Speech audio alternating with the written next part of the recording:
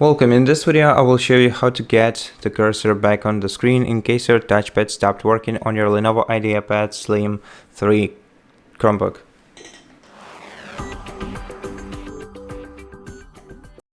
First of all, you have to connect a mouse to your computer. Once you do that, you're gonna have to go to the control center and click the gear icon to open settings. Here in settings, go to accessibility menu. Scroll a bit down until you reach cursor and touchpad settings. Open them, then scroll down to disable built-in touchpad. Now, here, select never, and this will get the cursor back on your screen. Besides, you can also, if you don't have a mouse, you can press Shift 5 times in order to make your touchpad active again.